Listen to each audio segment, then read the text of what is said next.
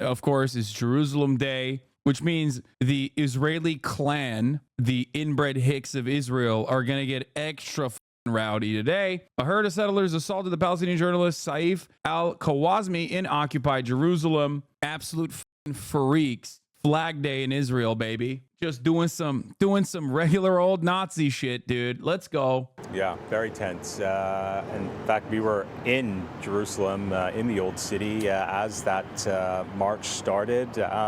And I have to be honest with you, it was extremely hostile. Although there's around 3,000 Israeli border police and police, who have been deployed to keep the peace there, that's certainly not what we experienced. Our team was shoved and kicked as we were trying to film outside the Damascus Gate in Jerusalem. So as you can imagine, it's a very tense scene there. They knew we were Christians. They started spitting on us. It's really up. But also, Israel is still the most moral nation on the planet. So we said, please, sir, thank you. Thank you for spitting on me, I said to the 14-year-old inbred psychopath spitting directly in my vicinity as he called me a Christian dog. I thought it was valid. I deserve it. Point for far-right extremists in Israel to march through the streets of the old city, the Muslim quarter of Jerusalem, where many Palestinians live, chanting phrases like "death to Arabs" and "we will burn your village."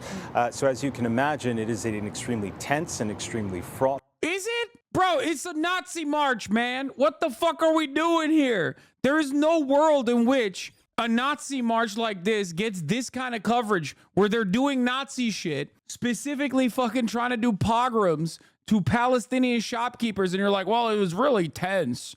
No, it's a Nazi march and they're doing Nazi shit. And for our team, it was a bit of a rough time as well, guys. Pretty eye-opening experience. MTS tie-up, thank you very much. Oh, it's an eye-opening experience. It's so shocking.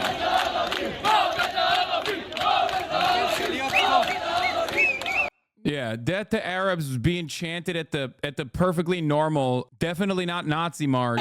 It's only eye-opening if you actually do open your eyes to the fucking reality and turn around and realize that this is Israel. This is Israel. The protection that these guys get and the fact that they do this every fucking year is not simply a fringe extreme moment. This is functionally government sanctioned. And as a matter of fact, it's so government sanctioned that the people that are participating in this are in the fucking government. We're talking about the finance minister. We're talking about the minister in charge of the police and demolitions, Ben-Gvir and Smotrich, both settlers, both exactly like these fucking demons. The idea that this is like unique or fringe, oh, I can't believe it, is ridiculous.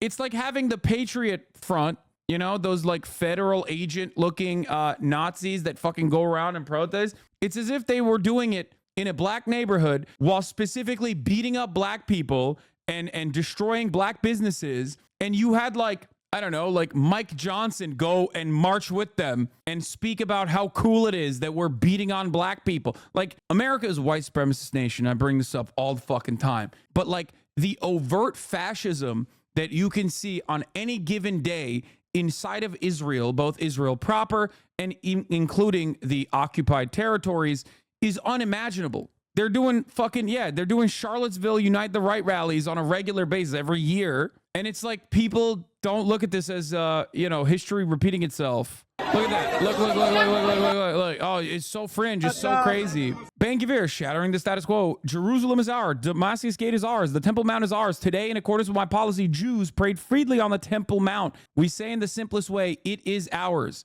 Now, if you don't know what that's about, here's Barak Ravid's reporting on it. Israeli Minister of National Security, Itamar Ben-Gvir, who is in charge of the Israeli police, says his policy is that Jews can pray freely at the Temple Mount / Haram al-Sharif compound, a violation of the status quo in a sensitive and holy site. The reason why he wants to do that is so that they can fully take it over. The reason why he could do that is so that there are clashes there and that they can just bring in the fucking police again and brutalize the Palestinians. The last intifada occurred as a consequence of fucking around in this exact same way, okay? And this is worse than that. The second intifada, which led to, bombs and fucking bus stops and shit, they know what they're doing. They're trying to fucking egg on the Palestinian population further after doing a fucking ethnic cleansing so they can pack up the West Bank too. Further pack up the West Bank. Another not so fun fact is that Israel has killed 500 plus Palestinians in the West Bank since October 7. in the West Bank, not Gaza, in the West Bank, in occupied Palestinian land that Israel illegally occupies.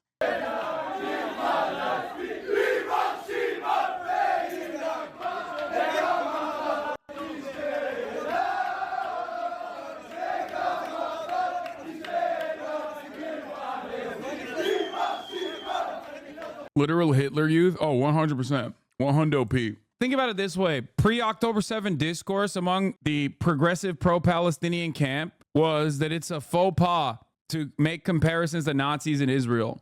It's no longer a faux pas. Pure fascism. Here is Omdim Be'achad on so-called Jerusalem Day. Droves of young West Bank settlers come to Jerusalem to attack Palestinians in the old city. Standing together, activists are there, and they try to provide protective presence, de-escalate, and force the police to stop right-wing violence. But of course, they still fail ultimately because these fucking douchebags are the ones that the police are there to protect, really.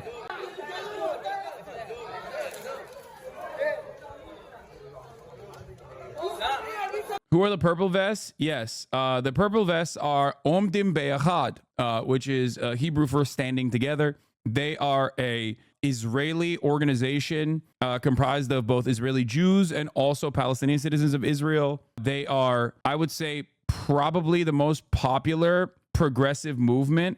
Like, they're nowhere near as popular as like the genuine anti-Zionist leftists in Israel, but they do a lot of good work for sure. Considering how fucking unimaginably fascist Israeli society and of course the Israeli government is, they're pretty good. Where did all these kids come from? Did they travel just to do Nazi shit? They came from the West Bank, probably Hebron. I don't know. I mean, that's where like a lot of the most rabid, most rabid ultra-Zionist settlers are. But yes, they come from the West Bank to Jerusalem to beat the shit out of Palestinians. No, they're not from Brooklyn. Okay, no, not all of those guys are from Brooklyn. Many of them are just like fucking straight up from there.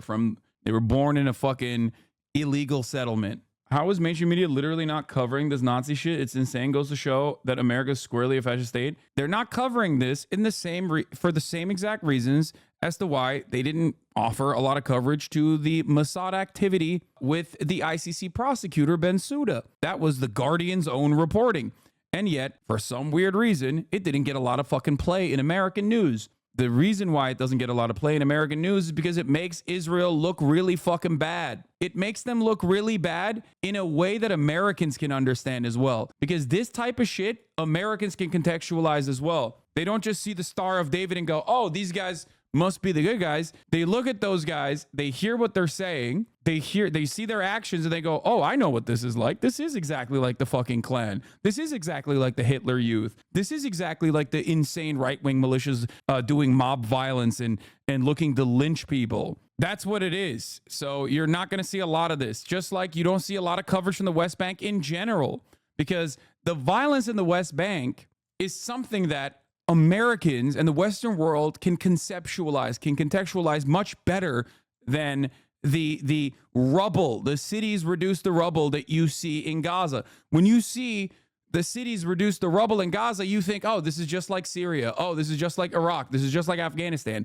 It's just a bunch of Muslims that are, getting punished for being radical or scary or violent and barbaric. Americans are trained to see city blocks being reduced to rubble in Muslim areas. They think that is somehow permissible. They've been taught that is actually valid due to all of the propaganda surrounding the war on terror, the failed war on terror.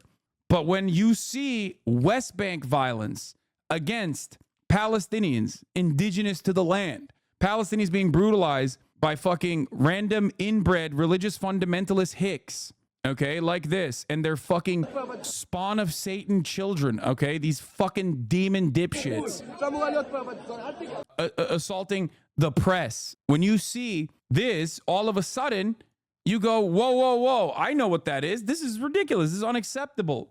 I think Jacob, y'all remember Jacob? Oh, if I don't steal this, someone else will. Jacob from fucking Long Island. I think he was either from Brooklyn or Long Island. That was literally like a genuine moment where a lot of people that were first being introduced to this concept immediately understood what the fuck was going on. You see Jacob go, oh, if I don't steal your home, someone else will. All of a sudden, with a fucking Brooklyn accent, you're like, oh, I know what's going on here. This is fucking ridiculous. You are stealing my house.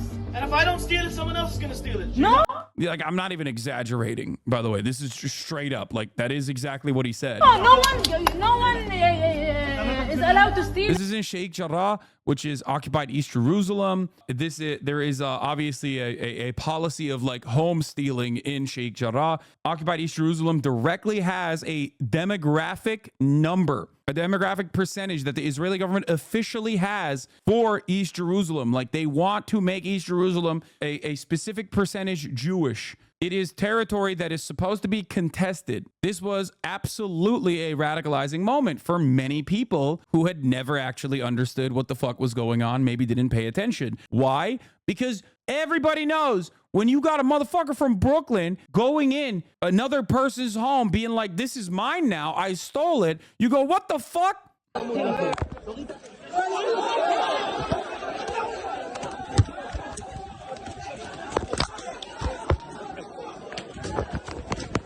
This is the type of shit when you see in the Western world, even if you're like completely uninitiated with what the fuck goes on in Israel, you can understand it in Western terms. There's a clear good guy, bad guy situation. There isn't enough like justifications that stick. This is a reality that many liberal Zionists, even in Israel, understand. That's part of the reason why they're so fucking mad at like the West Bank settlers in many different instances. Obviously for a multitude of different reasons, but this is one of them.